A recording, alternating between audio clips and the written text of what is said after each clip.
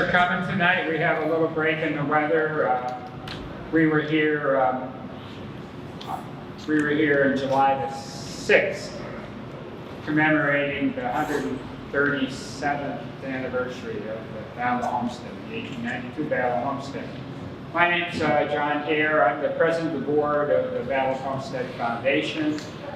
Welcome to the pump house. How many people have not been inside the pump house until tonight? Wow, okay. Thank you for coming. Thank you for coming. This is sacred ground to us. It's the only building remaining of the original Carnegie steel from back in the 1870s that started.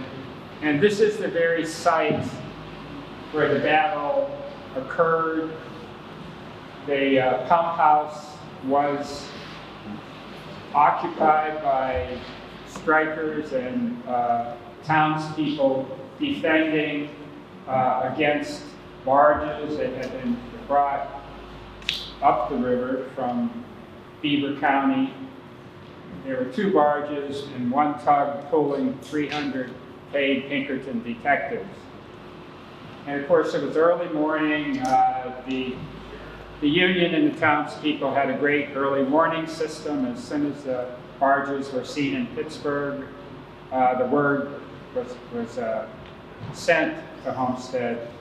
And it's estimated that 6,000 to 10,000 people, townspeople, including the workers, turned out to repel the detectives, who were, some of them, college students looking for work, that were put in a barge in Beaver County and handed a Winchester and told, follow this sergeant who had been in the Civil War or something.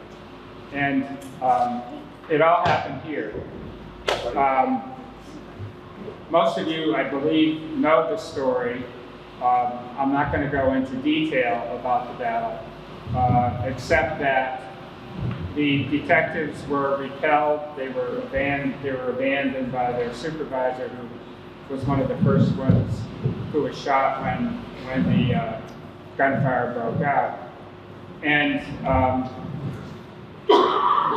they finally surrendered, and the Union negotiated a ceasefire and an early exit for the Pinkerton detectives, and they were sent up the banks of the river and accompanied by a raging local town group who were giving them a lot of reasons why they should never come back. And they were ultimately put on trains and sent back to Beaver County. The afternoon left at least 7 townspeople and workers and 2 or 3 known Pinkerton people who have died, and a number of other people injured. And we celebrate this not because it was a symptomatic, violent effort of workers exercising their rights to their jobs, but we celebrate it because of the spirit of the town, and because they weren't just striking and they just didn't lose a strike. What happened is that they faced impossible odds. Prior to the expiration of the contract that was in effect, that Carnegie had negotiated with the Union 3 years prior to the expiration of that contract, Carnegie had Frick build a wall around the entire mill, a wooden wall 12 foot high around the entire mill with barbed wire on the top, and they electrified it, one of the first uses of electrifying for lights around the mill, and locked them out when the contract expired. And the only workers permitted to come in were ones that said they would abandon the Union and accept fixed contract bargaining terms for wage cuts and for forsaking the union. So that was one of the issues. The other issue is that while the townspeople and the workers were victorious that day in repelling the Pinkertons, whose job was to permit non-union workers to come and work. We have a name for them. What do we call non-union workers coming into work during the strike? Yes, yes.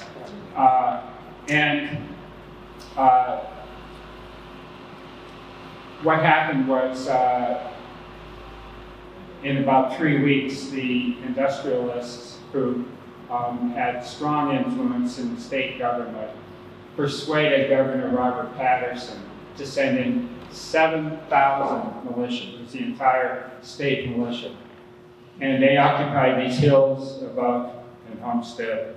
And while the workers in the union had some hopes that their fellow workers in the state National Guard might be sympathetic to their cause, they were required to follow orders, which was to maintain order, which meant they would protect any scabs that wanted to come in and prohibit any of the union strike activities to occur around the gates of the mill. So we want to commemorate this day and think about its significance to today and tomorrow. And there's no better way to do that, we believe, than telling stories that aren't usually told, to engage people who may have themselves been involved in similar activities or have relatives and stories passed down from their families. And we want to create those stories as new information informing what the people were thinking and doing, as opposed to what the owners were doing, and developing news and perspective about why events happened as they did. Because the Homestead strike did not result in the employees in the union having an agreement and a real voice at work, it really set a tone for labor relations throughout the United States, which essentially was at-will employment, and at the will of the owner, you will work, and you will work under the wages and conditions under which the employer decides.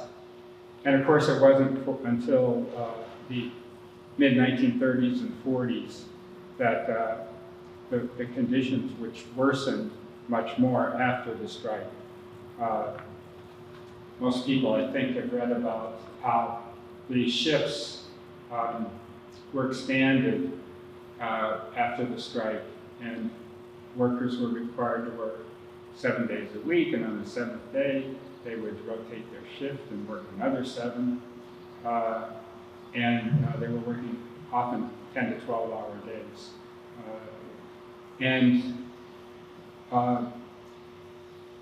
We are proud of the heritage of the area here. We're proud that Homestead and the workers eventually, after unionization, were able to try to build a middle-class life. We're proud that from this mill, at its height in World War II, had perhaps 15,000 people working here and producing plate steel that was useful for the Navy, and rails and other solid steel used in construction. We're proud of that. So tonight we want to talk about, let me just quickly read to you our mission, our values, our vision. I'm proud of these statements, and I'm proud to see Karen Bryant here tonight. Karen who helped and led us 5 years ago on a Welcome home, Gary. we had a strategizing session where we talked and tried to clarify what we wanted to do, what we believed, and how we thought we could do it, and to try to set some goals. We developed this mission. We are inspired by the dramatic labor conflict of the 1892 Battle of Homestead. We promote a people's history to empower today's workforce and build strategies for the future of work. Our vision: we will celebrate working class culture, preserve labor's rich heritage, and shape the future of work. And our values: the dignity of work, labor's rich heritage and its pivotal place in society, community engagement through programs and partnerships, skills developments, and a prepared workforce for the future, human rights within a robust democracy. Our vision is that we can see that our area has a richness in labor history, and it's our thoughts that the message that surrounds our labor history trail is one that people are eager to hear and is useful for them in building their lives and the future that we're facing for our economy and our country today.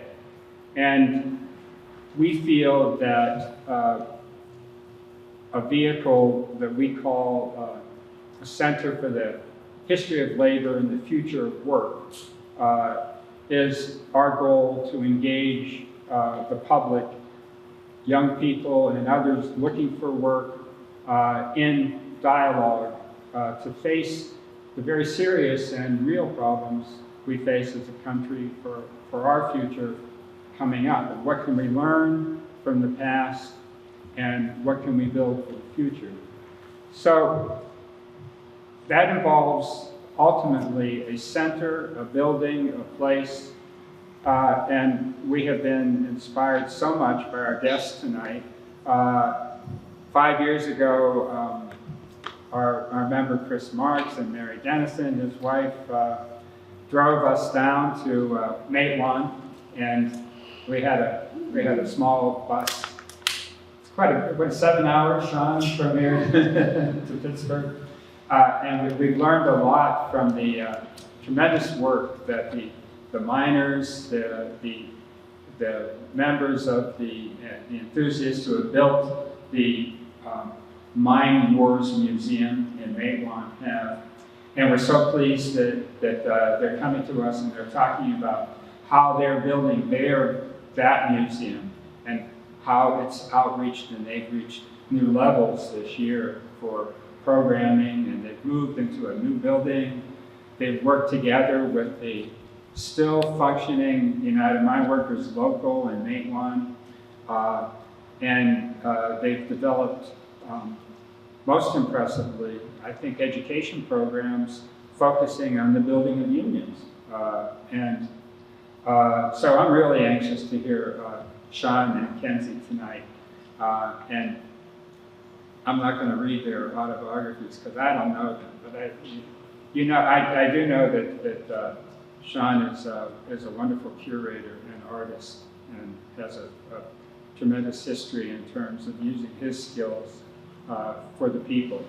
And Kenzie's a top-notch organizer, because we've seen what's developed from over the last 3 years, maybe, that she's been working as a chief organizer for the Mine Workers Museum.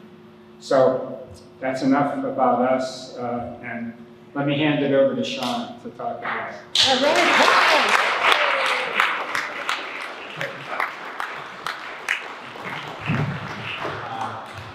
To see some familiar faces and a lot of new faces in this room. So my name is Mackenzie Walker, and I work as the Executive Director of the West Virginia Mine Wars Museum.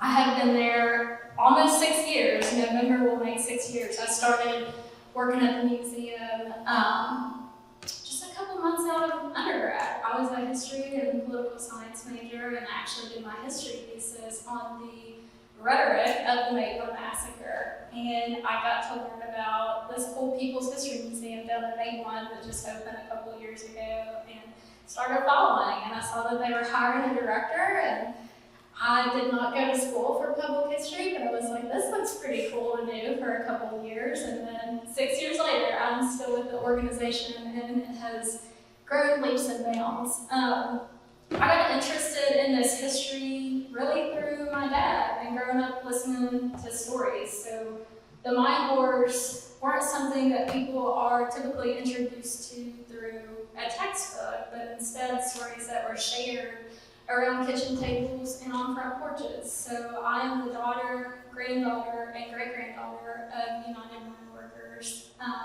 And I'm super proud to be. I feel like I get to carry on their legacy through this work. And it's also a lot of fun. It's a lot of work, but it's a lot of fun.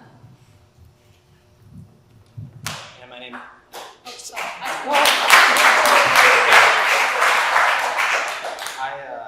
Can you?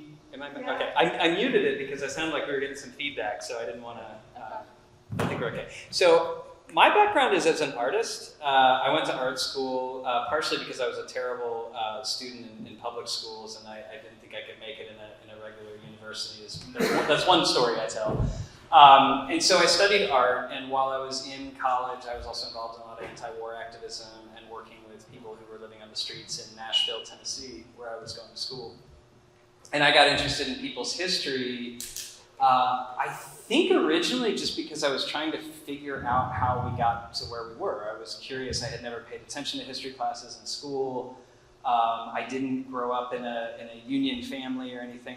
And in Tennessee, I feel like there was not a lot of sense of the history of industry in the landscape. When I moved to Pittsburgh, we had dinner with Chris and Mary, and I was saying, it's when I moved to Pittsburgh about 20 years ago that it crystallized that people's history was important to me, and I really started reading about it. And so thanks to a lot of people in this room, really, and finding buildings like this and places like this where it had been preserved was really what kicked it off for me.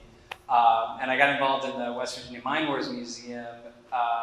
It's a longer story than this, but basically in 2011, I went down to a really big protest march that was for 5 days in the southern West Virginia coal fields, marching a path that we'll get into later to Blair Mountain.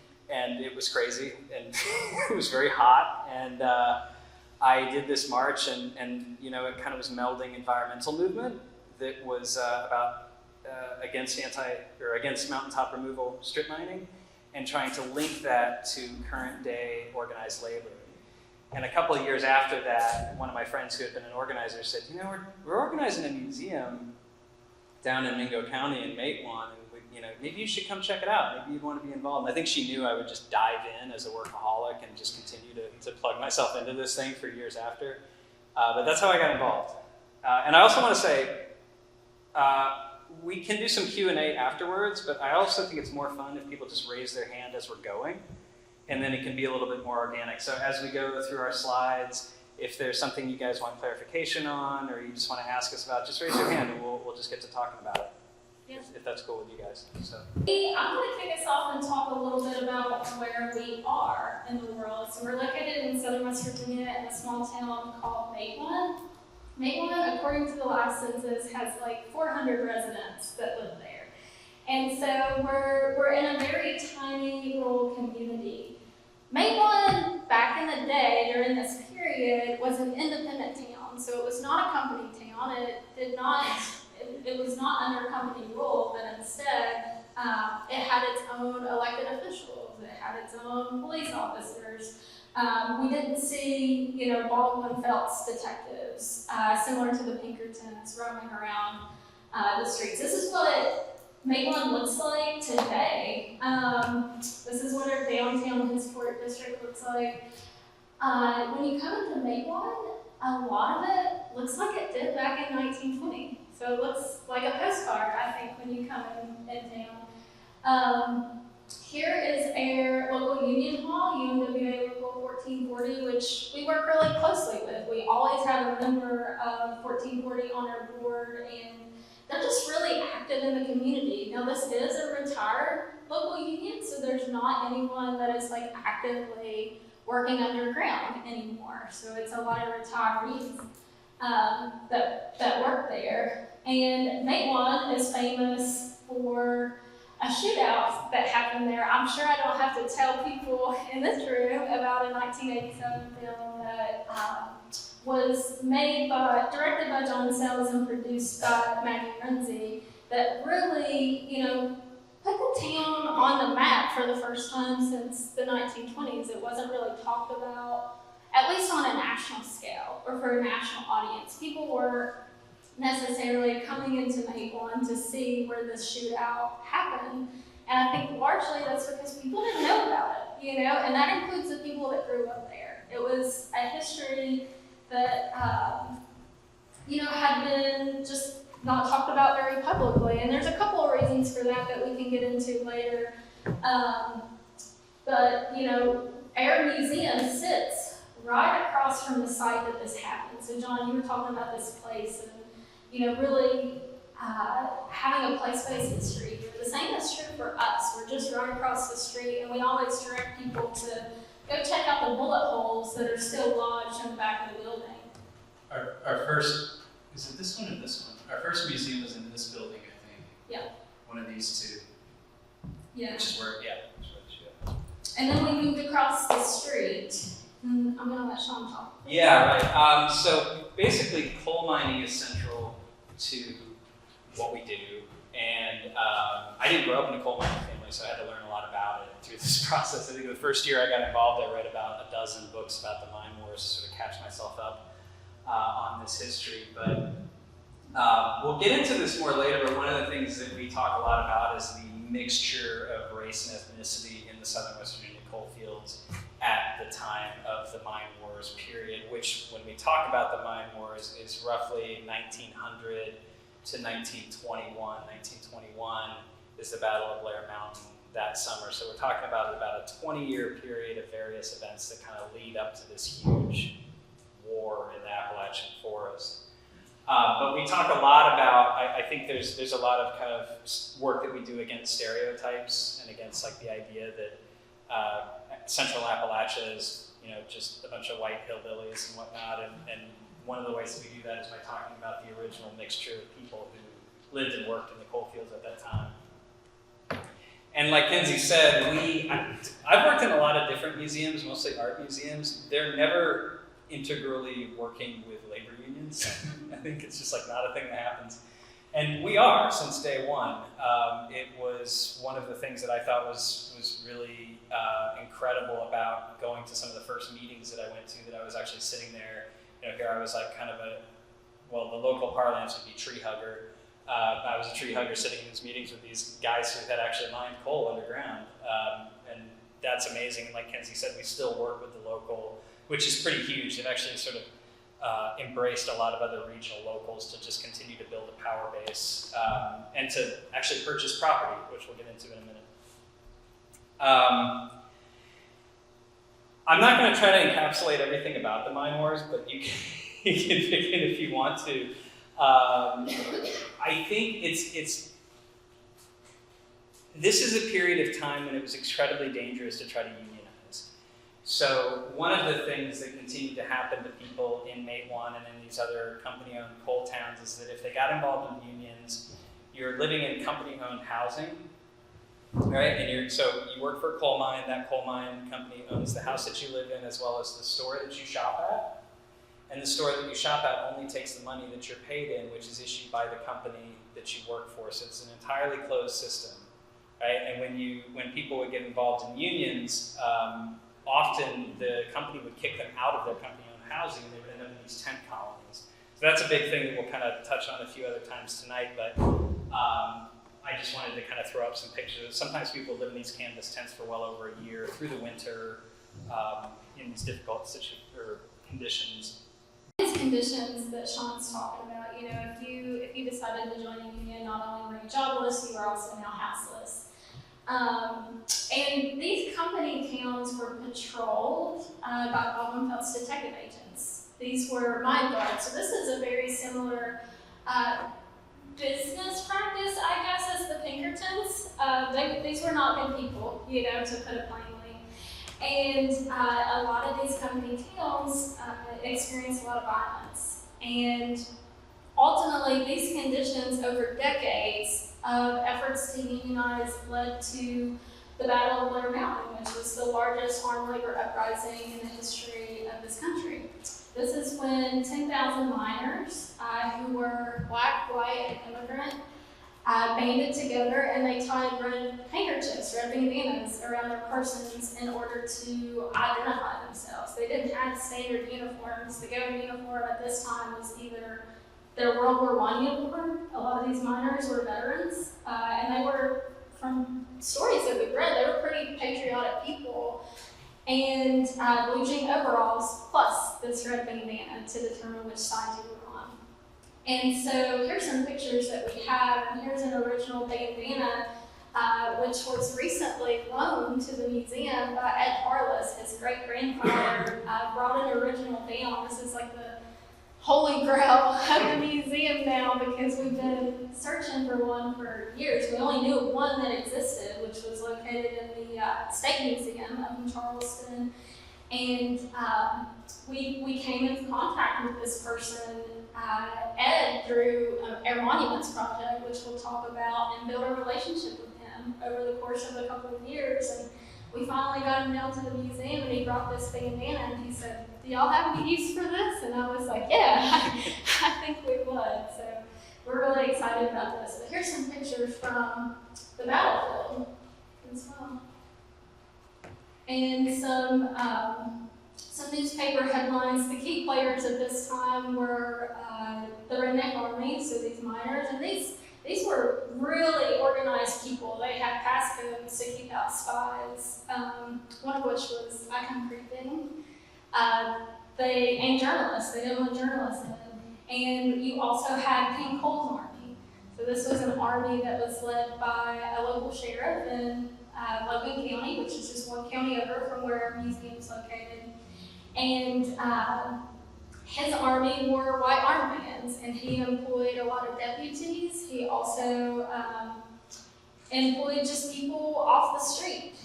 And we also had the U.S. Army that eventually came into play. This was, Battle of Blair Mountain is the second time that the U.S. Army was going to drop bombs on its own citizens. The first time had been 3 months prior during the Tulsa Race Massacre out in Oklahoma. The U.S. Army didn't actually end up dropping bombs.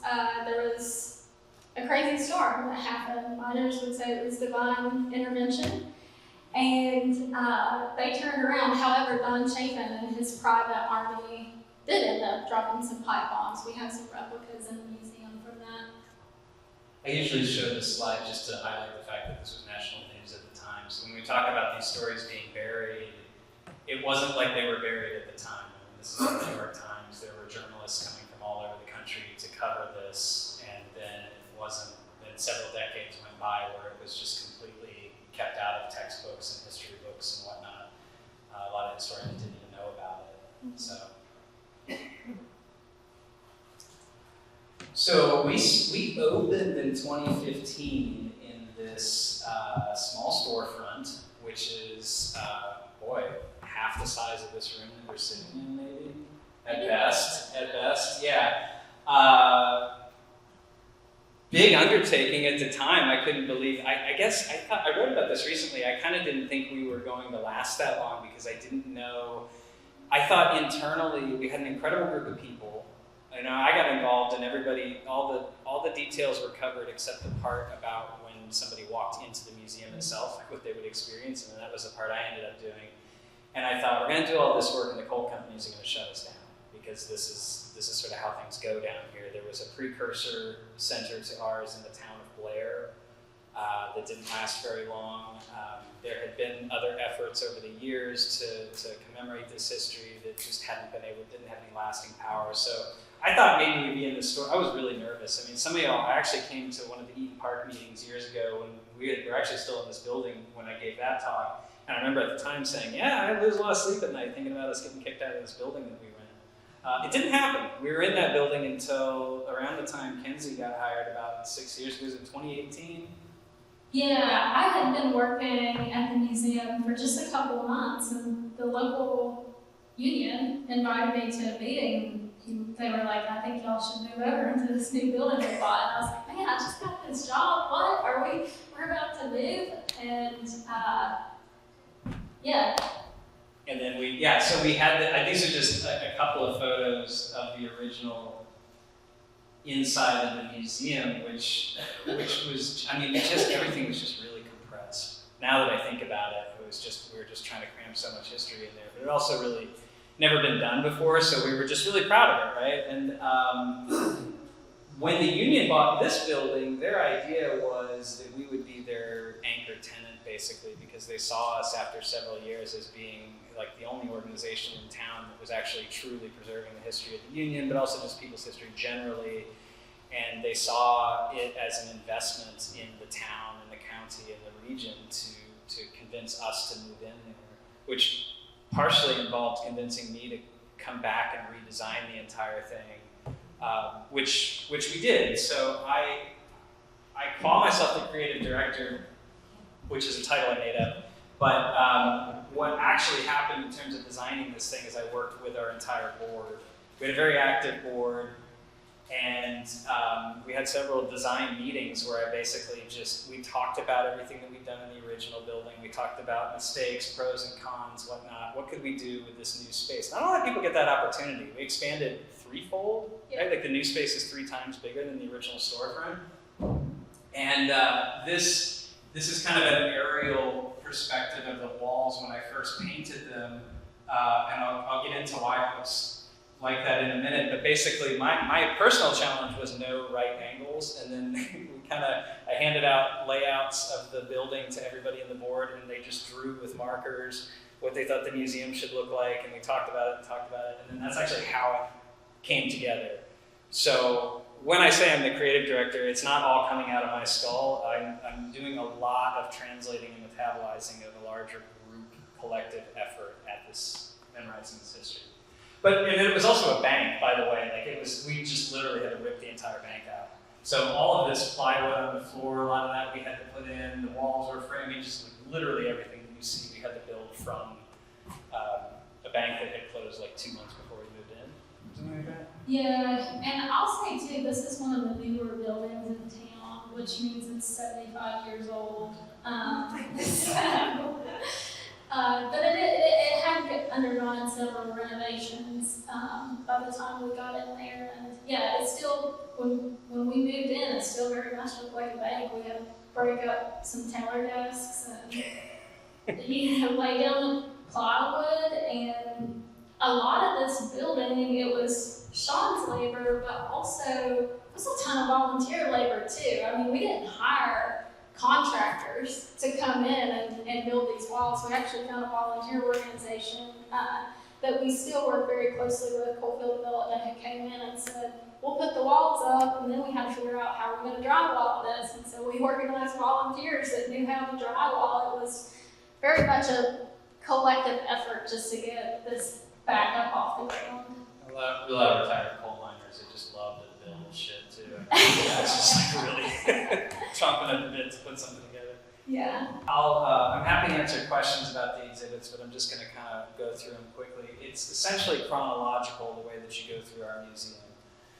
So when you first walk in, you go through an area called Life in the Coal Camps, which basically just establishes what the situation was for most workers in 1900.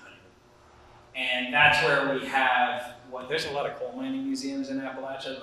This is like our kind of just basic, like here's coal mining and coal mining town life. That's what this section is. And then you move through the early part of the mine wars, which there's a particular set of events in 1912 and 13 called the Paint Creek and Cabin Creek strikes. And that was, in some books, that's the first mine war, right? But we have this tent that my partner Becca built, who's also here tonight. And it was really nice to give it some space, right? Because if you saw it in the earlier slides, it was just like cramped crammed into a corner, and so now we have some space for the tent that you can get inside.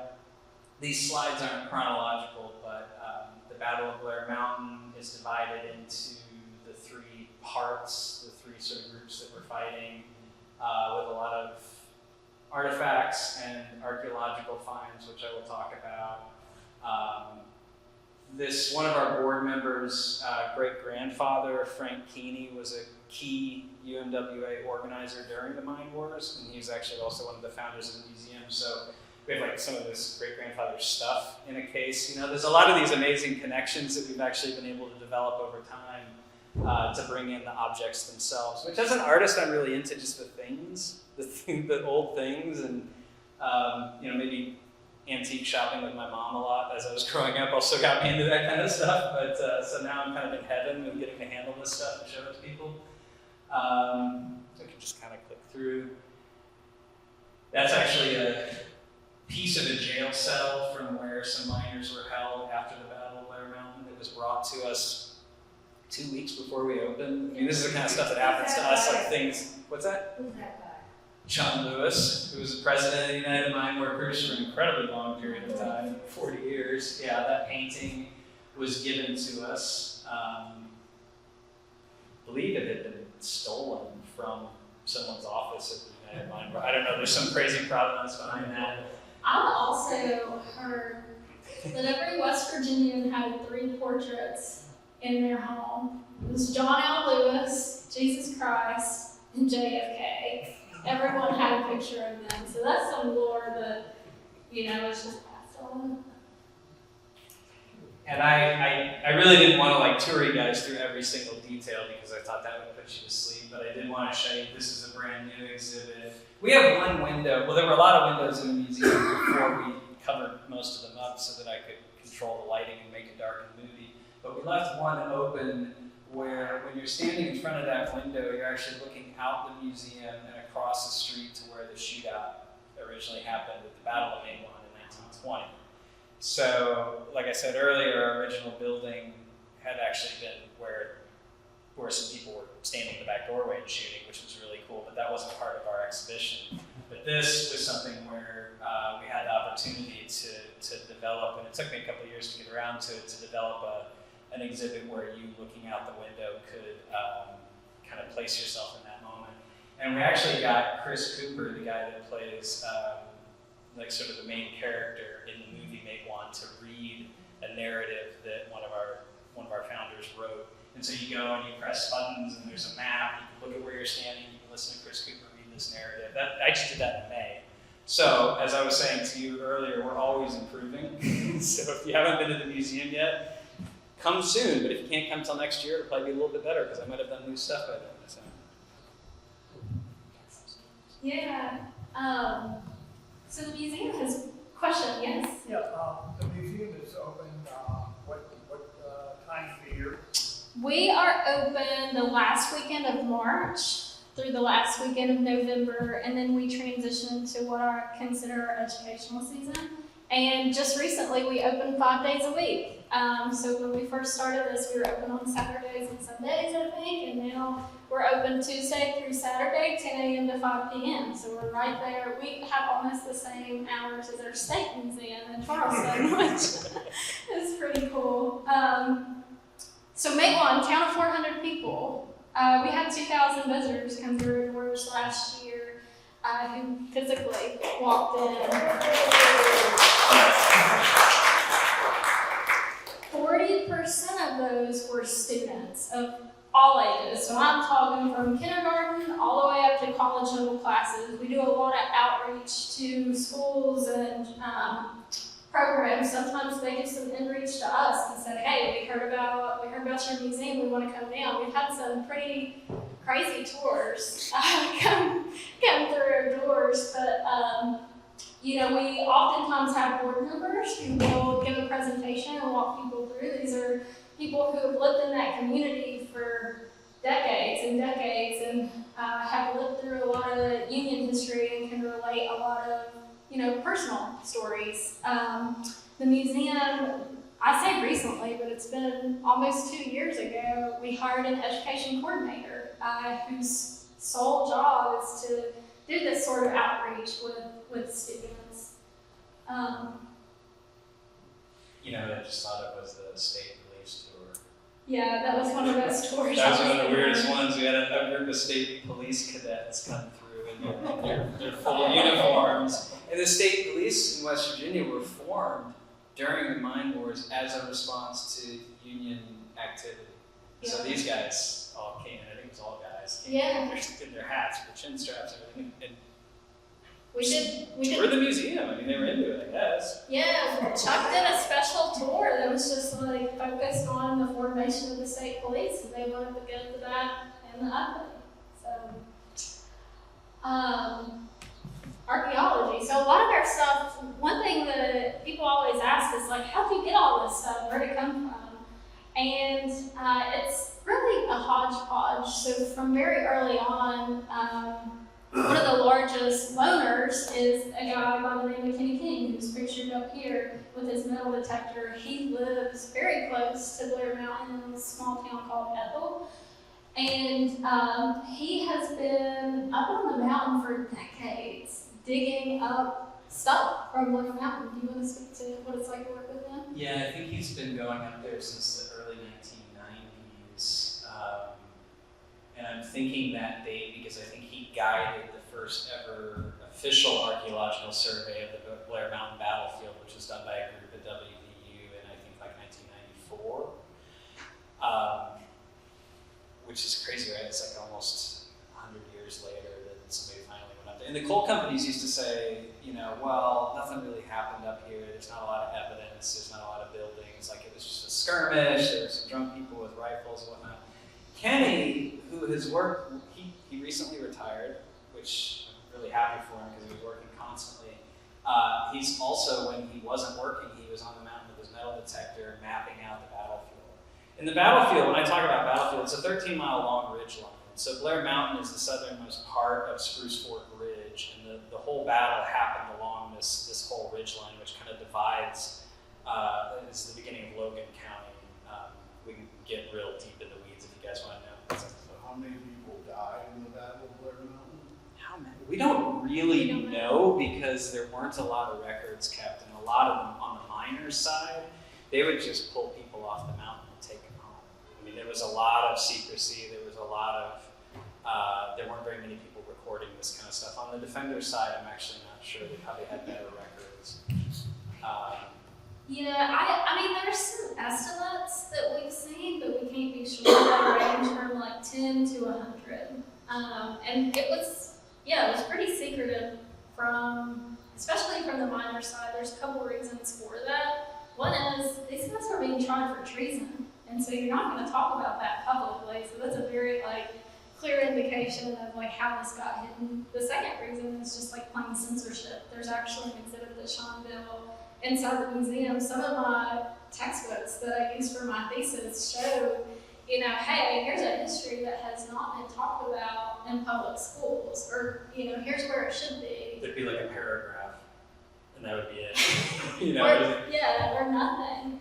So part of Kenny's work was just doing this memory work kind of on his own, acquiring these objects, digging them up out of the ground, and even when digging is kind of a I might have missed it, but I think it's important for people to know 7,000 to 10,000 miners took up arms. Did you say that? Yeah. It was a huge number of people who took up arms. 7,000 to 10,000 miners. I've heard upwards of 15,000 even, and I think the vigilante force and the state police and whatnot was about 8,000 maximum, right? Maybe not even that many. So the unionist coal miners outnumbered the defensive line quite a bit, but then they were also outgunned, which we can talk about a bit more, but I saw you had your hand up too. Are there any stories of police and military who abandoned their leaders and joined the miners or supported the miners in some way? I haven't heard any, but I kind of wish. The Battle of Matewan that happened the year prior to the Battle of Blair Mountain actually does involve the town's chief of police, Sid Hatfield, who was on the side of the miners, and he actually was responsible for the ambush that became the Battle of Blair Mountain attacking the Baldwin Felts people who had come to evict families from their homes. I see another hand up there. What's up, kid? So while you're talking about this, maybe this is a good time for people to learn why the red bandana. Because differentiating between the police and the minors and the language stuff, there's several people here who did that, the 100-year anniversary battle for them. And that's where we learned about it. And that's Karen's wearing one of those bandanas from here. But it's would you mind? Is that okay? Kenzie alluded to it a minute ago, but basically what was happening during the battle is that nobody had a uniform, right? I mean, I assume the state police did actually, but you have basically two irregular armies clashing in the middle of the woods.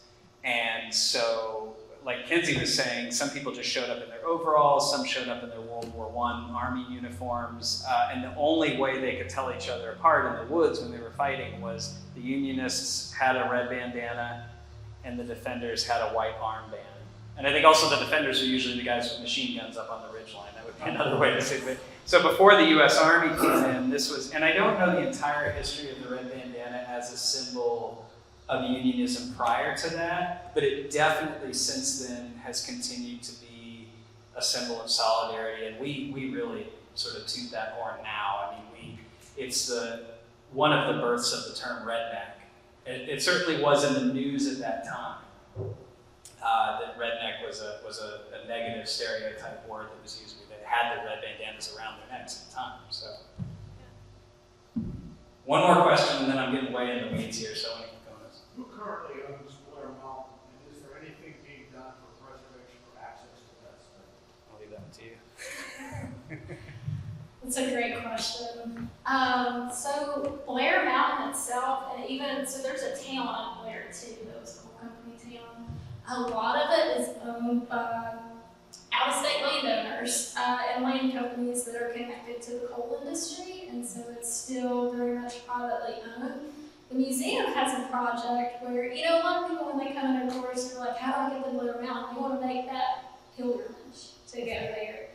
And I tell them, if you blink, you're going to miss it because there's not much there. We're going to talk about that. The museum's work, one day we will have a monument at Blair Mountain and some markers and places for people to come and visit, which we should wait and get into that a little bit later. We've got a couple of slides that we want to show you. It's hard to overstate how much influence the coal companies have and how much of the land is actually privatized. So a lot of it has actually been strip mined already, not the entire mountain, but a lot of it. And then the reason we've had difficulty operating in the town of Blair, if you were to drive there today, it doesn't look like much is going on. Like Kenzie said, a lot of it's actually owned and privatized and inaccessible to us.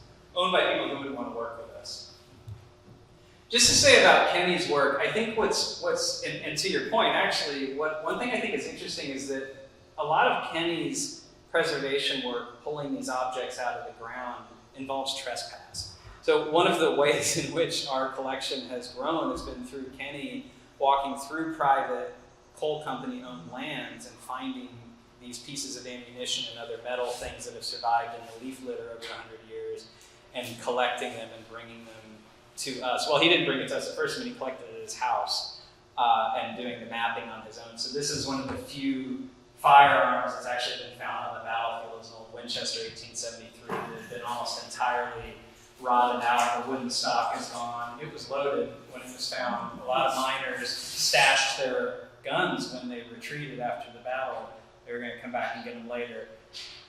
I guess most of them were picked up, but basically a display case of a bunch of ammunition that Kenny has found.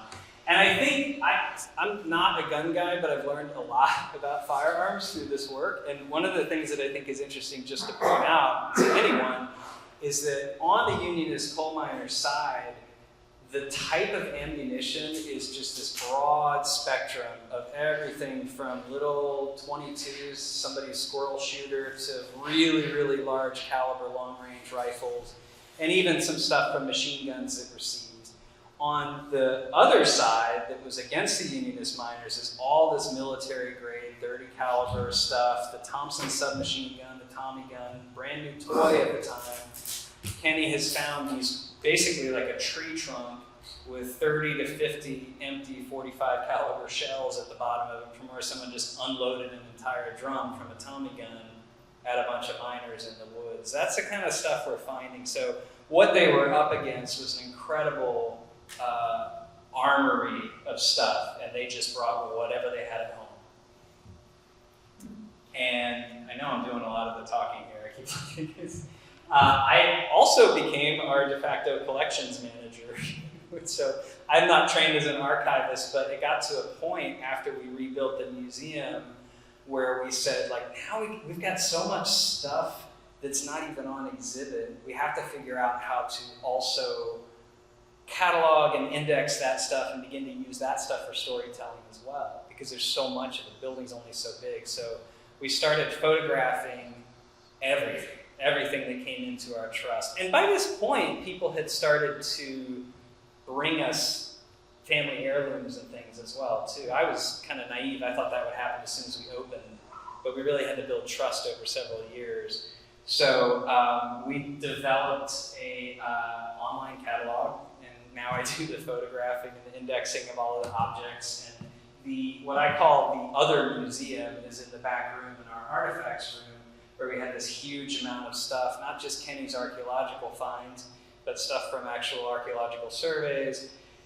And then, like, we just processed the collection of Dr. Fred Barkey, who passed away a couple of years ago, who was an amazing Appalachian historian and donated a bunch of his work to us.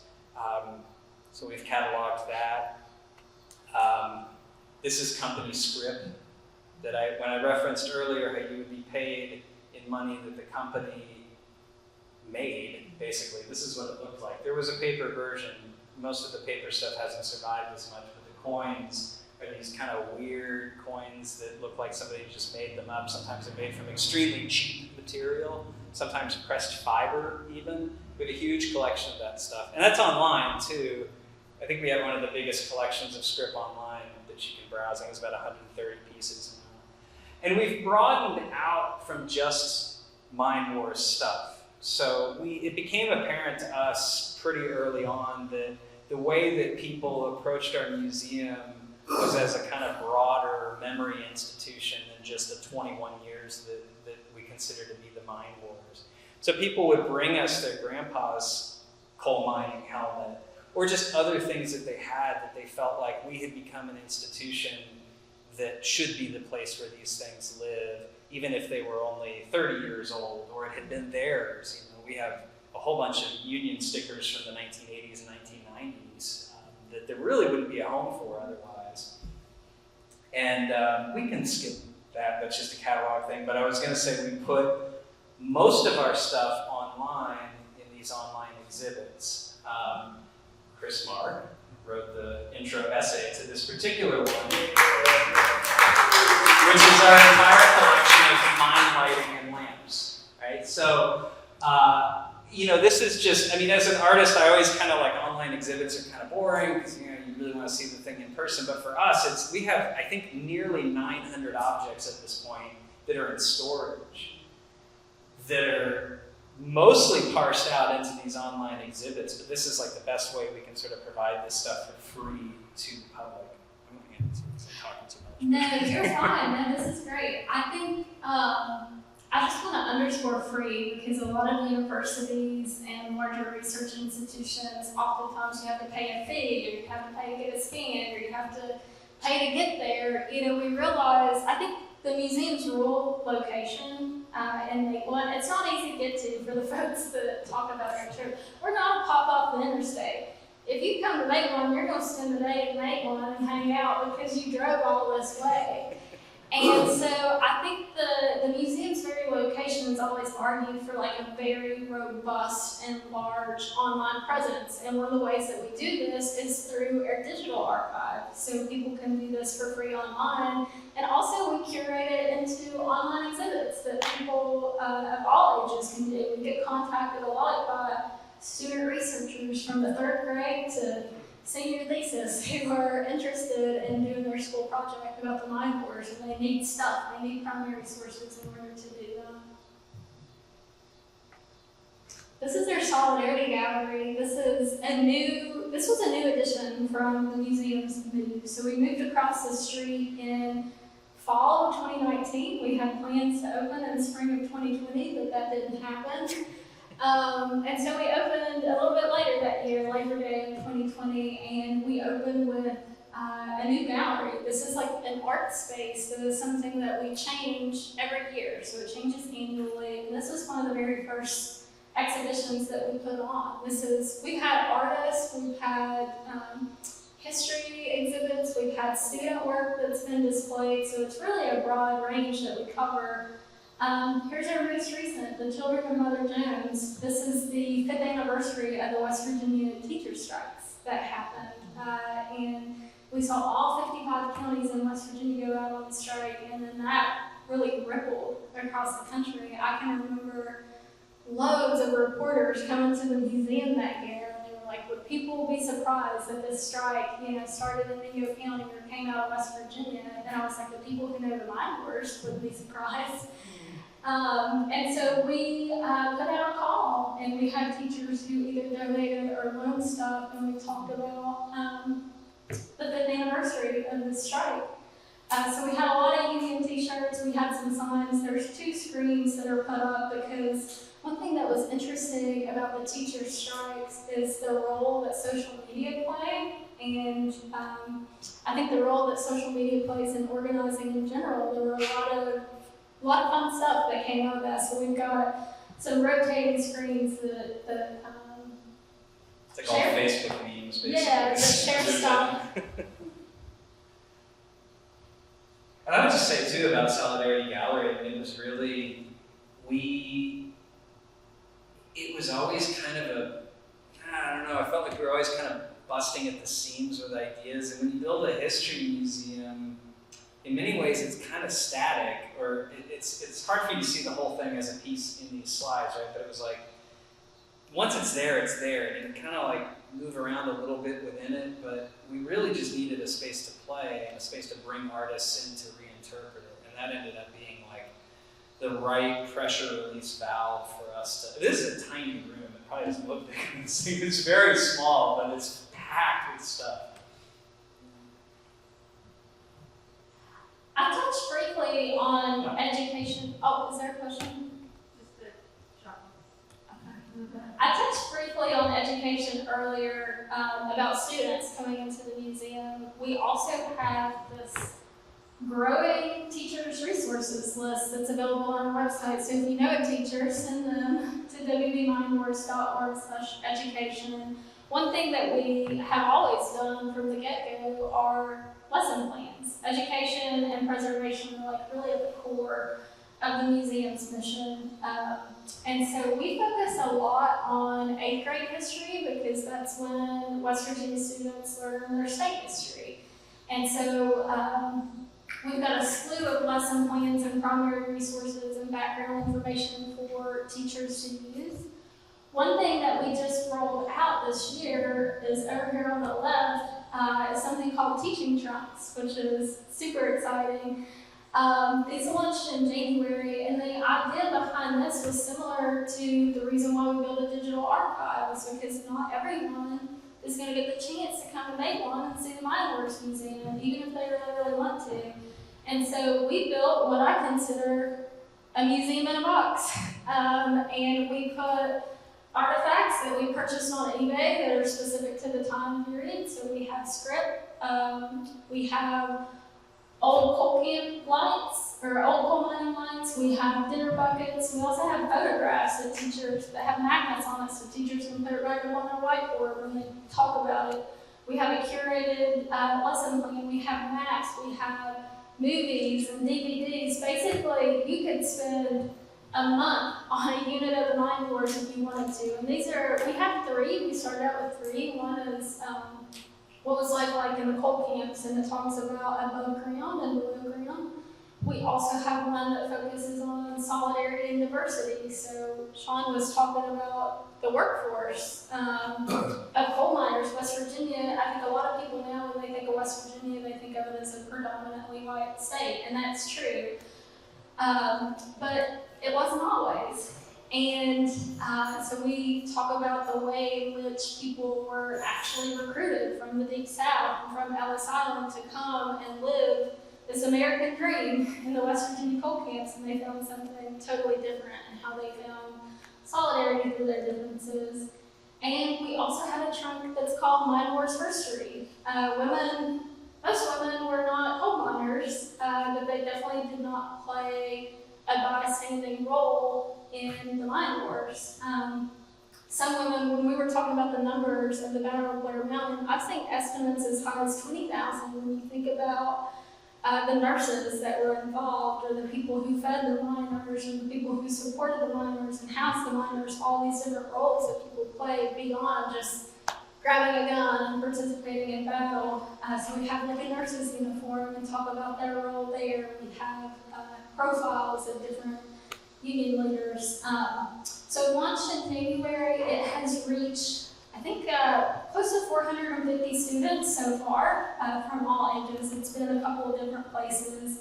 It slowed down a little bit through the summer because of summer break, but we expect it to pick back up this fall. There's always something to do. We launched a new program last October. It hasn't even been a year ago, which is pretty crazy to believe, but this program is called Camp Solidarity, and it is a labor organizing program where the thought behind this actually was born out of the Blair Centennial. Right after it, I'll talk a little bit about that soon. But the idea was we should get people to make one. This is like ground zero for where the American labor movement was born. A lot of these labor organizing conferences happen in Disney World and in Vegas. And so we were like, what would it look like? Would people come to make one? So I think this was very much an experiment of like, could this happen? Will it work? Where are we gonna have people sleep? You know, lodging is a challenge. There are so many challenges with this project, but it worked. Here's many of our attendees from Camp Solidarity, and we put on a 3-day labor training conference in the Southern coal fields, and we made makeshift broadband for the whole town so people could have access to Wi-Fi and call home. But most importantly, we engaged people in labor history in a place where, you know, Sid Hatfield and Mother Jones had walked the streets. So they got to check out the museum, they got to tour Maitland, and we also brought in organizing experts, people who really are movers and shakers of the American labor movement. And this was not just focused on Appalachia. We had about 120 participants come that included speakers and panelists. I think there were 33 states represented that came to this conference and 17 different organizations. So from labor unions like the United Steelworkers to some of the new labor unions that we're seeing, like tenants unions, and the Kentucky People's Union was well represented. So it was just a really cool experiment that we said we should do this again, make this a regular part of our programming. So one thing that I think we've always been interested in, and I heard John, you speak to this, is like we don't want the mine wars to just be this thing in the past that people talk about, but instead we really want to engage with how can people use this history today. I don't think about the museum as an organizing space, so to speak, but I definitely think we're an incubator for organizing. Yeah. Did people actually go to work for unions after this? Do you know about? Were there organizing directors from some of the international unions that were looking for people to help? My sense is that everybody who came was already involved in some level of organizing. This is from the first project, so I got to kind of be in the background a bit, so I'm not totally sure, but yeah, everybody was kind of involved in some way or another. We had a lot of firefighters. Yeah. There was a ton of firefighters. Yeah, and it was definitely marketed to, like, if you're in a union right now, you should come here.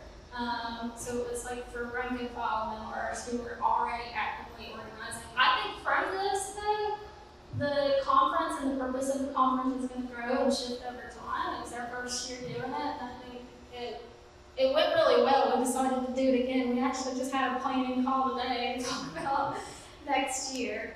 It was 3 days? 3 days. And Yeah. where did they stay? In the parking lot of the. No, I mean, some people did camp. There was camping available. There's also, Maywana is situated in a place where there's a lot of ATV trails happening. So there's a lot of Airbnbs and cabins that are popping up. And there's a resort right down the road from the museum that really caters to that market. So we called them ahead of time and said, hey, can you reserve some cabins for this purpose? So everybody did have a place to stay. So it worked out. You have catering from We had catering. We even had vegan and vegetarian options too. Which is a rarity in Maywan, believe me. Yeah. So yeah, we were able to pull it off. Yes. Have you had any notable international visitors to Maywan to the museum? Notable international visitors. You might not have known. Yeah. I'm not. I mean, we've had some international reporters come through, but I don't know. It's hard to tell who walks. We definitely have people from other countries come to the museum, but Only because you asked that can I not remember it. You know, if I Yeah. was trying to come up, but I'm trying to think. I mean, like John Sayles and Maggie Renzi have come a couple times. The people who made the film Maywan. I think sometimes people just come in and they just want to see it and not say anything. So. We're going to just come from Johnstown, Pennsylvania, but we're going to tell you, we're here from Johnstown. yeah. Or tell us you're famous. Yeah, we'll believe it. Say, Yeah. you mentioned the film, and I saw the film when it first came out, and I cannot find it anywhere. Do you know where it We is? sell We it. have it in our gift shop. If you go We'll sell you a DVD of it. Yeah, it's remarkably difficult to find. It's not streaming online. I but was streaming, it wasn't, it didn't come up anywhere. It was way before streaming, and I started looking for it. We sell the DVD now.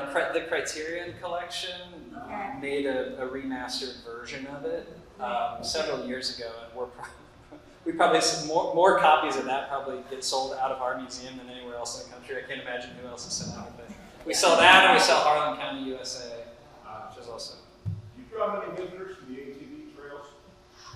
It's about half and half, I'd say. You know, we have a check-in system that helps us track that. We made some modifications so we can really get down on the numbers to see who's coming. But yeah, we get a lot of people that walk in and they're like, now what's this place again? You know, what's the story? So we get to introduce this to people, which I think is a great thing. You know, if they've never heard about it, they don't know much about coal mining. I think a lot of people know about West Virginia and coal and something about the Industrial Revolution, but fewer people know about, you know, this incredible labor movement that happened and isn't really well marked.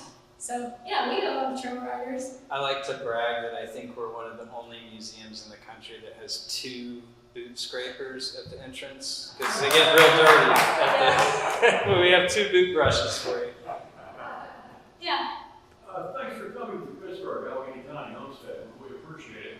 Again, this is a subject that should be taught, just like the Wagner Act, Taft-Hartley High School. So kids know this is America. This is what it took to get in our workplace safe working conditions. Couldn't help but notice on your headlines from the New York Times, the sub-headline, miners reportedly bombed by plane. Yeah. I was a student at Kent State, okay? You had unarmed kids that we scared the National Guard. All right, we know that. They were murdered and 9 were made. When you start to block, is it Baldwin fellows? Is it the government that bomb working people, women and children? Can you comment on that, please? Yeah, the U.S. Army was positioned to bomb U.S. citizens at that time. They brought in 2 kinds of airplanes, and one was the old Martin bomber. And I always just like to remind people, this is in the era of biplanes, so these are incredibly loud wooden engines that a lot of people in the mountains have probably never seen one flying around, and they were circling around during the battle. They did not end up, the U.S. Army brought those in. The Army, the government, did not do the actual bombing, although they were positioned to. The bombs actually ended up being dropped from private airplanes, like homemade pipe bombs and gas bombs that were dropped from these smaller biplanes, these little Jennies that you could purchase after World War I. Like sometimes mailmen operated them and whatnot. So there were bombs dropped, and like Kenzie said, this was just a few months after the Tulsa massacre, where the same thing happened with napalm in the Greenwood district of Tulsa. So in terms of the race relations that we dig into in the exhibits, there were a lot of black miners working there, right? And there was a lot of racism against them. And I tend to think that the defensive line, Don Chafin and these other characters who were against the Union were well aware of what had just happened in Tulsa and thought, you know what, like, that's what we're going to do here in the mountains as well. But it is important to note that the U.S. Army, there was a guy named General Billy Mitchell who was really into aerial bombing. Aerial bombing was a new thing at the time. And he said, we could just do that here too, right? Like, it works. It worked on this battleship. It might work in the mountains.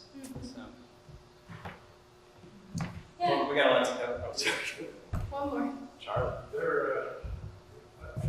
The same year, within 6 months or 4 months before, was Tulsa and the burning of that whole neighborhood. And the bombs were used at that. They actually preceded this. I always thought this was the first bombing from an airplane of Americans, but actually it happened at Tulsa. But that was a corporate plane, I believe, with dropped dynamite. Really? Where this was not a government, what I was trying to make sure. Well, Don Chafin was the sheriff, so he was local government. He was local government, but it was not the U.S. Army. That was the only distinction. And the other issue, I go every year up to the Adirondacks. I've been 5 of the last 6 years at John Brown's Grave and Farm. And last year I met with their whole board, and I told them about the Battle of Blair Mountain and the Battle of Homestead. It seems that there should be some sort of natural connection to the kind of organizations that we have. In the Lion Mountain Mining and Railroad Museum, which is on the lake where my ancestors come from, the purest iron ore in America. They made all the cables for the Golden Gate, the Brooklyn Bridge were all made out of this iron because it was absolutely the purest in the country. What's extraordinary about that place, I think a lesson for all of us, is that their mine, Republic Steel Mine, shut down in 1969. There's nothing around there except one prison about 30 miles away in terms of employment. It certainly looked at those who knew the area well that town was doomed. They had this historic, this mining and railroad museum in the old railroad station. And it's an extraordinary place, and they put so much work in it. 30 or 40 ethnic groups were in this town. About 80 people died over the course of the years of mining that iron. And this historical museum saved this town. It kept the spirit and the memory alive, and the children have all come back. You're up there now, they're putting new siding on the houses. It's from 1969, I mean, they had nothing. I mean, they were really scraping. It was old people kept alive the memory of what they were as a community, and the young people have gradually come back and are rebuilding the whole area. And I think this power of history is really extraordinary, and I salute you guys. You guys are wonderful. I've certainly seen Avon change since I've been there. I don't think we're the only change agent in town, but I've definitely seen some other kinds of investments that have happened in the town. And I'd like to think some of it's just because we're also bringing people in there. I mean, I don't know, you can speak to it better than me because you grew up around here, but Yeah, I think that's true. you want to talk about the Centennial? Yeah.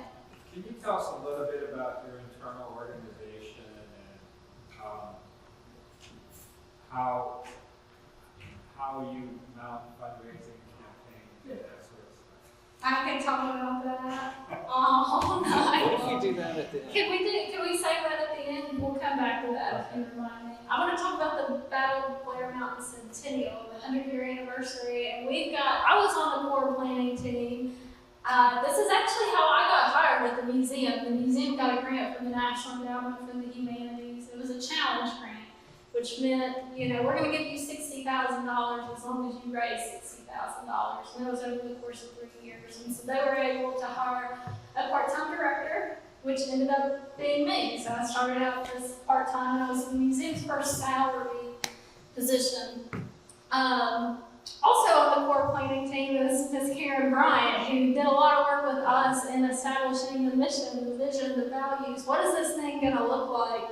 And helped really usher us into, what the Centennial became. So thank you so much, Karen. You did great work. This was 3 years in the making, so it was very much an organizing project where the museum, oftentimes never does anything alone. We always like to build partnerships and bring people in, so we use this as an opportunity to really create a network across the state of West Virginia and also across the region. We have Battle at Homestead very well recognized with this event. And this culminated, it was 3 years of planning and lots of Zoom calls and lots of phone calls and lots of in-person meetings. And it culminated Labor Day weekend of 2021. And it was the state's largest event series that took place geographically. So we had stuff all the way up from Morgantown down to McDowell County. There were exhibits, there were walking tours, we had concerts, we had reenactors, we had church service, we had all kinds of stuff. And it was all led by community partners that stepped in and said, this is really important to recognize. We even got a proclamation from the governor of West Virginia at the time, which was great, but yeah. So I'm gonna pick up. So it's already 8:30. Sorry about that. So we'll pick up the pace a little bit because I know some people are probably going to get antsy, but I know there's going to be more questions because internal organization is also really interesting to me. So I want to make sure we address that. Maybe we could have a plenary after for people who want to talk about that. But we alluded to this earlier. There's not much at Blair Mountain. And in fact, there's only one state-sanctioned historical marker at the base of Blair Mountain, which you could just cruise right by. That's it, right? Everybody knows sort of the format. There's one out here. That's all that there's been for quite a long time. And one of the things that happened during the Centennial is that people said all the time to us, like, there's nothing on the landscape. Like, you have this museum in Matewan, that's awesome, but to get to Blair Mountain in 1921, miners marched 50 miles from a town called Marmet, which is, it's a little blurry, but down south of Charleston, all the way down to the ridgeline that they ended up fighting at. So there's an entire 50-mile area that people conceived of as being a place of memory itself. There's all these towns and whatnot all the way through there. We got involved in a project through an organization called Monument Lab. 2022. I've lost track of times. We've done so much in the last few years. It was just a couple months after the Centennial. A couple months after Centennial, we won a grant through an organization called Monument Lab. We were part of a cohort of 10 organizations around North America. There were a couple indigenous organizations. There was a group of archivists in Puerto Rico. We were suddenly in a kind of national cohort bringing Appalachian history to all these people who didn't know about it and learning from them. And so our job was to build monuments on the landscape through this grant pretty quickly. It was about a 10-month turnaround or something. It was wild. And so, as Kinsey said, we don't do this kind of stuff alone. We do this stuff collaboratively. So our idea, given the time frame, we couldn't cover the entire 50 miles, so we bookended it. We went to the community of Marmet, and we went to the community of Clothier. Marmet is where the march started. Clothier is pretty close to Blair. It's not Blair, but it's close. And we started having community meetings. And these are basically, we just showed up and advertised that we're going to have a meeting, and I gave a presentation about what is a monument. And I showed them all kinds of basic monuments and then some really weird stuff. And then we just asked people, what do you want to see? I mean, I don't know if anyone's ever been in a meeting where people said, how would you design a monument for your community? But most people don't get asked that question. So we asked, and then we kept coming back every month. And I remember saying, like, the people who are really going to be into this are the people who actually come to the second meeting and start to trust us through that process. So we kept taking notes, and over the course of like 6 months or so, I think we built out, trying to think of all the details. We basically tried to come up with a process that would involve the community as well as involve our budget, which was actually quite small given what we were trying to do. And we ended up, I don't remember quite how this happened, but I remember that we boiled down to that the sculptural part of the monument would still be human figures. Everybody was really fixated on the figures of coal miners. But to get to those figures, we had to kind of decide, like, what are we going to do? How are we going to, like, represent them? I mean, all these miners with different skin colors and whatnot. So we actually got some of the individuals who had been coming to each one of our meetings to pose as miners for these monuments. So we had I think this was our 5th or 6th meeting, we had a photo shoot. And there's another one, basically posed people. We had done sketches of what the monuments would look like, and then we posed these individuals with that's actually a Winchester rifle that was donated to us that I had not incorporated into an exhibit yet, so I just still had it. So it was a rifle that had been in the Battle of Blair Mountain that we handed to people to hold, and then just got them to do these different poses, and I took all these photos, and then I took the photos into some software and turned them into silhouettes, and then the silhouettes were cut out of Core 10 steel here in Pittsburgh at McCamish by union sheet metal workers. And then, so these two people actually were a couple that came to all our clothier meetings, and then that's them as a silhouette in the software, and then that's the initial cutout before the steel had kind of changed color. And then we went down and installed them in these two places. This is Ben Grubb, who's actually a public artist here in Pittsburgh, who did helped us with making sure that these things wouldn't fall over on people, actually, which is not my expertise. Then in the Labor Day of 2022, we unveiled both of these initial sculptures. And so we used the form of the red bandana here to, as the kind of consistent symbol throughout. And then, hundreds of people came out. It was a very participatory process from the beginning.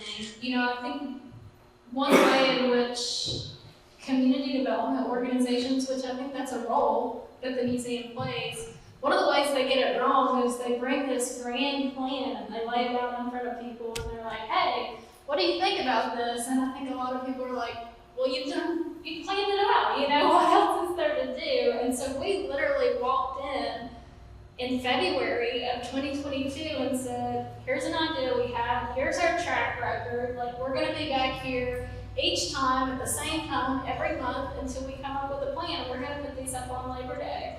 And some people were like, there's no way. And we were like, yeah, we're gonna do that. It's fine, we got this. And tons of people came out. I can remember a lady in an interview saying not only are the miners and their families memorialized through this, but their families are memorialized through this. And so people are going to get to say, hey, that's my mama up there, that's my papa up there, which I think is pretty special. And it goes a long way in building trust with people. And then these people then become mouthpieces for your organization to say, hey, you should really check out what the Miners Museum is doing. It was great to be part of this process. Yeah, none of these people walked into the first meeting thinking we were going to make them pose for sculptures. But then in the end, this is father and son, union coal miners, daughter and dad, he was a union coal miner, and now they'll be there. A monument's forever, right? It'll be there for thousands of years, right? That's the point. And then that's the monument in Clothier, and those are the people who, for the most part, were in the monument. A couple of them are not, but yeah, so that's they decorated it with flowers for the opening day. And we also had some interpretive panels that are mounted at each site so that people can read about the Battle of Blair Mountain and then also read about the site that they're at, and so the significance of that site to the battle itself. And that's a cake that Maya made for us at the opening. She actually shot the photo for the silhouette that she cut out the night that we finished the sculpture, and then went and printed it out and worked the next day and made the cake. And then, so the monument had already been memorialized as a cake topper within 48 hours of us having finished building it, which I thought was amazing. And this is basically all we have. I threw a couple other things in here. There's some active archaeology going on that we're a part of with a guy named Ethan Carnes, who is a PhD candidate at George Washington University in DC. He's originally from Huntington in West Virginia, and he started doing some work. This is a cartoon I showed you earlier of an incident that happened during the Paint Creek, Cabin Creek strikes, and that's the spot where it happened. So this was just in July. I went down there to help him do some initial archaeological surveys to see if these tent colonies, these sites of domestic life during the strikes, may also have some archaeological evidence. So we have a lot of bullets, we have a lot of evidence of battles, we don't have a lot of evidence of the other stuff. So we're moving in that direction now. You can talk about this one. Yeah, one thing I want to say about the Monuments Project really quick. So that project is called Curves in the Hollers. Name might change. We just got a planning grant through we got a planning grant like a year ago through the National Endowment for the Humanities to think about how do we expand beyond just Moorvet and Clothier. We think that we might build the country's largest labor history trail through this planning grant. That will span over 50 miles. I mean, the Miners' March was 50 miles, but their intended destination was not Blair Mountain. They intended to get to Mingo County. And so we want to map that story out and really use this same process as a way to get people participated in public history and what's represented in their communities. One of the ideas that came out of that project, but also just something we've been talking about at the museum generally, is community archiving. And we just wrapped this up last Thursday. Do you want to go to the next slide? Yeah. So we actually went to the counties. So the mining works happen well beyond Mingo County. Our community really spans nationwide, but a lot of the work, localized work, happens in southern West Virginia. And so we worked with our public library system to set up a service for people to bring their items in to get digitized. So one of the goals was yes, we want to be a service to people. Bring your stuff, bring your old photographs. We'll digitize them to you. You can post them on Facebook or email them to your cousin or whatever you want to do. Some people brought stuff, physical objects, and the way in which we set up the rooms when we had this is they would come in and they would be greeted by me at the welcome desk, and I would say, "Where'd you come from? What'd you bring? What do you have?" And it would just be sort of like an intake process. And then I would pass them off to Ethan, the PhD student that is doing archaeology work, and would help them take their things there. And they would sit down with the oral history recorder and talk about stories of the stuff that they brought in. And we got a wide range of things that people brought in, which I'd love to talk about later. I know we're 15 minutes past time. And then I sent them over to Sean, where I scanned hundreds of photos. He scanned a lot of stuff and also took pictures of a ton of objects. And we're building a living archive of this stuff that's going to be available online. We're also going to mail folks out a USB that has their stories and their stuff that they brought in. And we're going to be publishing a special edition of our museum journal in these hills, which is available to our museum members. So we're going to get a lot into this, I think, in the Q&A, but the museum, we say that we're people-powered, people-funded, people's history. And so over half of our support last year came from individual contributions. So we do compete a lot for grants and grant dollars and foundation dollars. The thing about that is priorities change from year to year. I mean, we saw that during COVID. A lot of people who were funding certain things really shifted, and so we've always been cautious about being too reliant on stuff like that. So that was a huge thing, a huge milestone for us to cross over into last year, to have that people support. One of the things that we have is a membership program. Memberships start at $5 a month. There's no tiers, you don't get anything special if you give $5 versus $50 a month.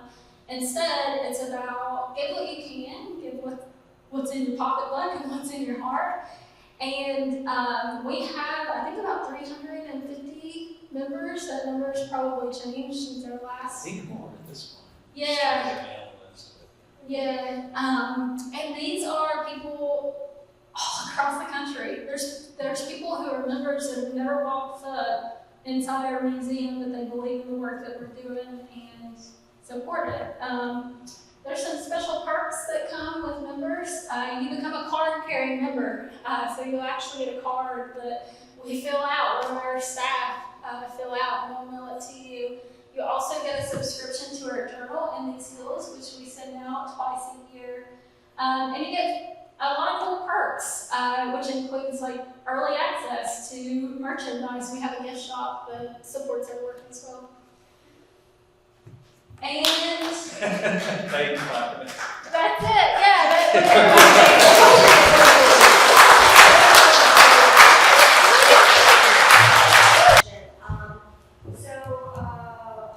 My name's Jackie, I'm the chairperson of our archives and special collections of the Battle Homestead Foundation, which we have stored at Guardian Storage, and that's our home space.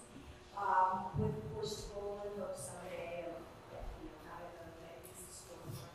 I'm very curious because something struck me earlier on in your presentation, and that was the state, the union bought the building. The union that bought the building, obviously my workers, did they buy the building with the intention of making a museum? That's the first part of my question. What was their reasoning for buying the building and how that moved forward? And how were the salaries paid? Were you totally dependent? Was the staff dependent on grants or other monies? Or was there a more stable stream of financial support to pay salaries in order to build this museum? great questions. So, I don't know that we mentioned it, but we just bought the building from the union in October of last year. That's a slide of that one. Yeah, it's been taking up a lot of energy these days. But, I think that the union did have intentions of the museum moving over there when they bought it. One thing about 1440, so I mentioned it's a retired local union, so no one's actively working, but they are actively working in their community. So they do a lot of like charity events where they donate to the library and they work with, at one point they were going to build a pavilion for the town. They've done special exhibits of their own. They're very interested, I think, in the legacy of that union and of the UMWA at large and the role that it played, especially in Macon and in Mingo County. Was the second part about salaries? Yeah, so were you dependent, as this project moved forward, the museum being placed in that building, and then, there had to be some staff. I know there were a lot of volunteers that constructed the museum, but were you dependent on grants for that staff, or how did you form a staff to get this Yeah. project completed? That's a great question too. I'll say it's a mix. So I was, the first person that was ever hired at the museum was somebody who was, I think the term was program fellow, and their job, open the doors, let people in. I don't think we were charging admission. We charge a very modest admission now, $5. No one ever gets turned away, but it's less than a high school football game. So if you can pay it, support local history, please do, it helps us. And that was paid through, I think we got a grant that first year, and then once donations started rolling through and we looked at the budget for the next year, then okay, we can afford to keep this person on, and we pay them through admissions. My position started as a grant-funded position through the NEH, and it was just part-time. I'll tell you, I was working a lot more than part-time. But from that, the museum grew. I got to really focus on memberships. I worked a lot with the board. I'll say our board of directors, I really think for the first 5 years of the museum, they were part-time staff. They were the ones planning the events. They were writing the grants. They were pulling up the drywall. They were painting walls with Sean. And for many years, Sean was the contractor for the museum. He's been here for 10 years, and it took us a long time to figure out how we raise enough money to support a salary, and we did. In terms of the museum's internal structure, we have now 5 workers that work at the museum. Us two, we have a full-time education coordinator, we have a full-time museum and communications manager, We just hired a part-time museum associate to help us expand our hours. And we also have a part-time AmeriCorps member, so equivalent 5 full-time staff members. And I think it's a balance of the budget to figure out, how salaries get paid. Some of it is incorporated into grants, and then some of it's earmarked for specific donations that come through, or memberships. Sometimes we get unions that give us donations, so it just depends on what the numbers look like from year to year. Becca? Clarify, I was just saying about getting moving it because the union on the building, but the union isn't bankrolling the museum. No, the union isn't bankrolling the museum. No, they have given us donations, but the museum paid rent for that building. We still pay a mortgage. We actually have something called a land contract where we were able to avoid a ton of bank fees because the union, even though they're not bankrolling us, they still give us a lot of deals, I think. Yeah. I see there's 2 questions, but I want to add to something you said. I think our board, in my experience with some of the other kind of activist groups that I've been involved with over the years, I feel like our board operated more like a collective for a really long time than a traditional 501c3 board tends to. I actually was not aware of the idea of making some of the decision-making structure that's more classic to nonprofit boards, just because that's not how we did it. I wouldn't say that we were fixated on being a non-hierarchical, consensus-based group necessarily. That's just how it boiled down, because people were just really, really invested in making sure this thing happened.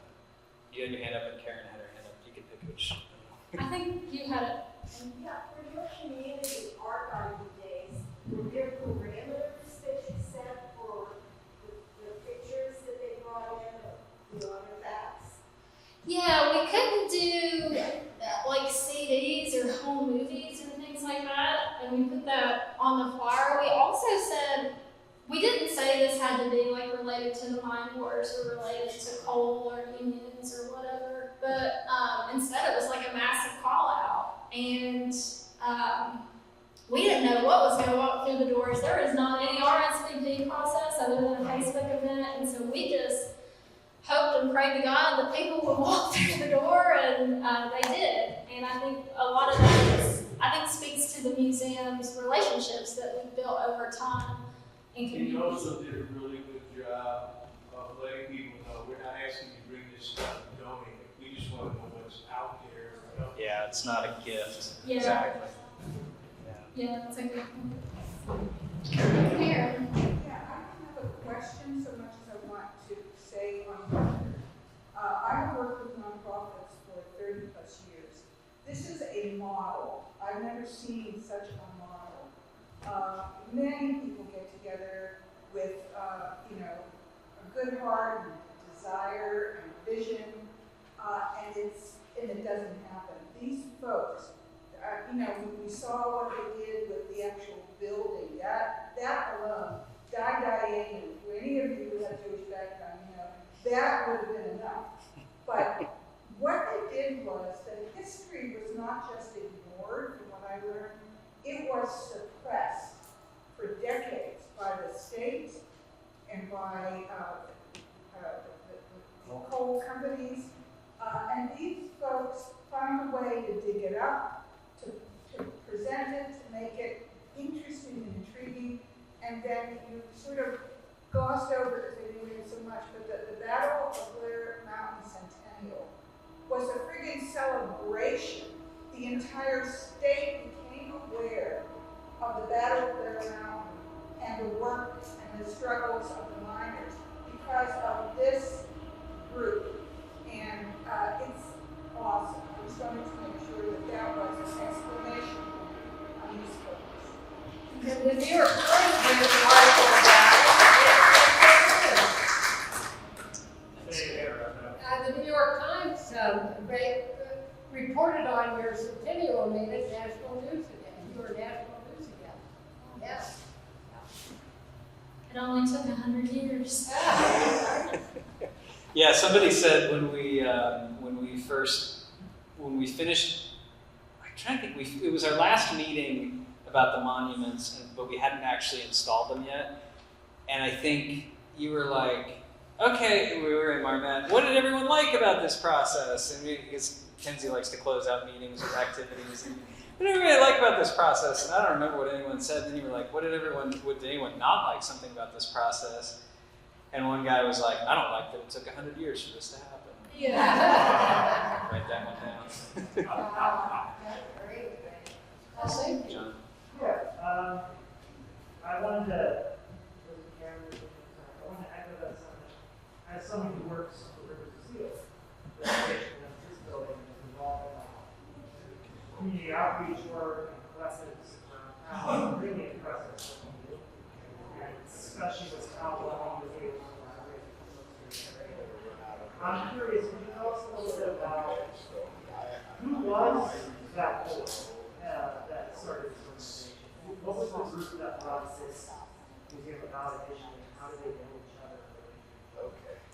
The question was, who was the original board? And I would say a lot of the board actually came out of the anti-mountaintop removal movement, but from various factions of it. So we had, I was never on the board, but I was an artist. We had a retired art teacher. We had a couple people from the Union Local. We had Lou Martin, who's a teacher at Chatham University. Chuck Keeney, who teaches at Southern. I'm trying to think, we had a couple, it was like a little bit of everything. A couple academics, some activists, some teachers. Who else? I'm trying to think. Terry and Wilma. Terry and Wilma, yeah, retired coal miners. Yeah. Yeah. But I'm just going to add to that, if you're really interested, Chuck Keeney wrote a book about, it's amazing about the process of The Road to Blair Mountain, it's called, yeah. museum. And he talks about that in family history, because his grandfather's, great-grandfather was one of the leaders. But I found it's Chuck Keeney.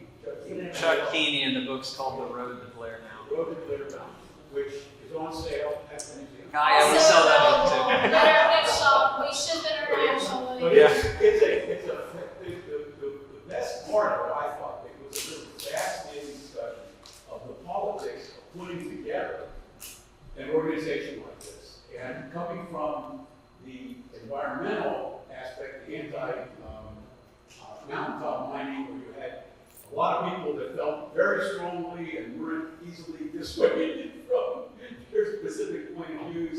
But when it came to putting this museum together, they very carefully chose people that were willing to put aside whatever little differences they had and said, this is what we want to focus on, we're going to make this happen. And it was just a very, group that really worked well together. And, of course, it's Chuck's point of view. I'm not sure that everybody that was involved. No, most of what you said is true, Chris. That's a better characterization than I could have, yeah. I thought it was just so fascinating the way you described exactly what you guys are interested in. So, John, are you going to wrap up so that if anybody wants to stay for talk more After with party. our presenters, they can, and there are cookies and water available, but my goodness, how phenomenal was this presentation? And thank you for coming.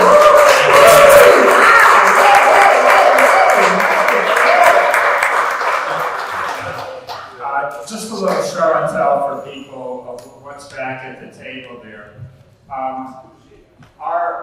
Here's a little pamphlet about our idea for the Center for the History and Future of Work.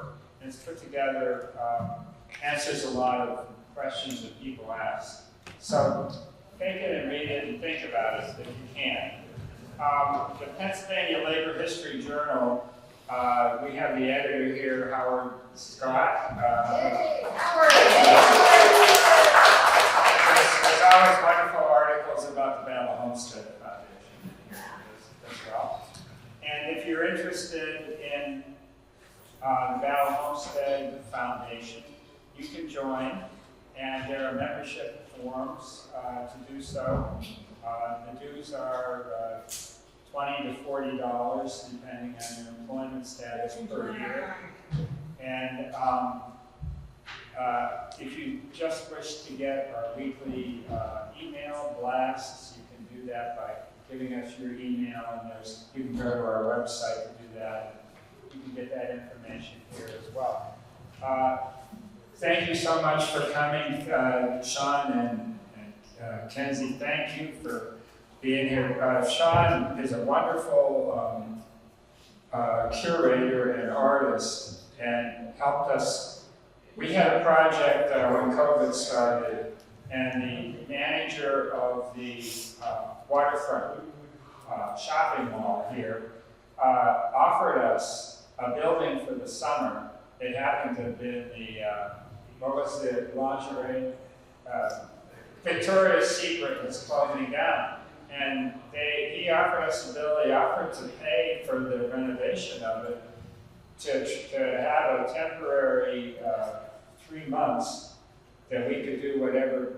Why didn't we do it? We couldn't raise $30,000. That was our problem. And it's too bad, but there's a lot of opportunities as well. And the thing is, we contracted with Sean to do the design of what we might show there, and it was going to be a focus on what we call the destruction of the ward. The mill wasn't always the only thing here on this property. There was a ward of Homestead right in the middle of the mill. The mill was on either side. But prior to World War II, when much more capacity was needed, there was a